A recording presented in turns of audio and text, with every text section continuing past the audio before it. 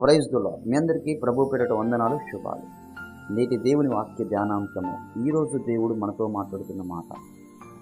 ఈ లోకంలో చాలామంది వారికున్న కష్టాలు, శ్రమలు, నిందలు, అవమానాలను బట్టి ఎన్ని ఉన్నప్పటికీ, అనగా సిరి సంపదలు, ఆస్తిపాస్తులు, ఎంత ధనము, డబ్బు, పేరు ప్రఖ్యాతులు ఉన్నప్పటికీ వారి జీవితంలో సమాధానము లేక, వారి కుటుంబంలో నెమ్మది లేక, అనేక మంది వారికున్న కష్టాలు, శ్రమలు, నిందలు, అవమానాలు బట్టి ఎన్ని ఉన్నప్పటికీ సమాధానం లేక వారి జీవితంలో వారి జీవితాన్ని మధ్యలోనే ముగించుకునే వాళ్ళు ఈ లోకంలో చాలామందిని మనం చూస్తూనే ఉంటాం.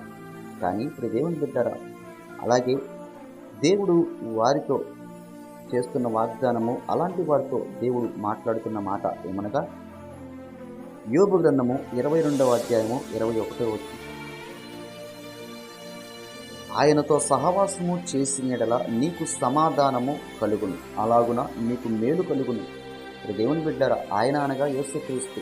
యేసుక్రీస్తు నిన్న నేడు ఏకరీతిగా ఉన్న దేవుడు, జీవం కలిగిన దేవుడు, మాట్లాడే దేవుడై ఉన్నాడు.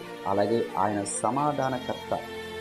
ఈ లోకంలో ఎవరైతే కృంగిపోతూ వారికున్న కష్టాలు, శ్రమలు, నిందలు, అవమానాలను బట్టి ఎన్ని ఉన్నప్పటికీ, సిరి సంపదలు, ఆస్తిపాస్తులు, డబ్బు, పేరు ప్రఖ్యాతులు ఉన్నప్పటికీ వారి కుటుంబంలో సమాధానం లేక కృంగిపోతూ ఈ లోకంలో ఎవరైతే విసిగి వేసారి ఉంటున్నారో అలాంటి వారితో యేసుక్రీస్తు చేస్తున్న వాగ్దానము, ఎప్పుడైతే ఆయనతో వారు సహవాసం చేస్తారో, అనగా సమాధానకర్త అయిన యేసుక్రీస్తు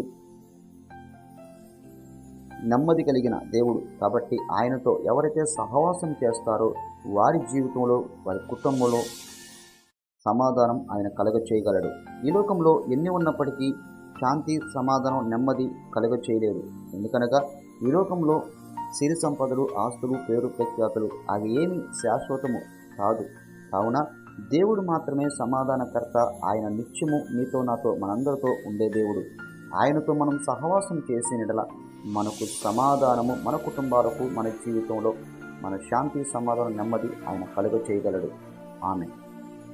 ప్రార్థన. సర్వాధికారి యేసుగా ఈ మాటలు వింటున్న ప్రతి ఒక్కరికి ఈ మాటల ద్వారా ధైర్యం, శాంతి, సమాధానం, నెమ్మది కలుగ చేయమని, ఎవరైతే వారి జీవితంలో వారికున్న కష్టాలు, శ్రమలు, నిందలు, అవమానాలను బట్టి ఎన్ని ఉన్నప్పటికీ, అనగా సిరి సంపదలు, ఆస్తిపాస్తులు, డబ్బు, పేరు ప్రఖ్యాతులు ఉన్నప్పటికీ వారి జీవితంలో సమాధానము లేక, వారి కుటుంబంలో నెమ్మది లేక, ఎవరైతే కృంగిపోతూ విసిగి వేసారిపోయిన ప్రతి ఒక్కరికి ఈ మాటల ద్వారా వారికి ధైర్యాన్ని నింపమని, అలాగే వారి జీవితంలో సమాధానం కలగచేసి, శాంతి, నెమ్మది కలగచేసి వారిని దీవించి బలపరచమని యేసుక్రీస్తు నామములో ప్రార్థిస్తున్నాము తండ్రి.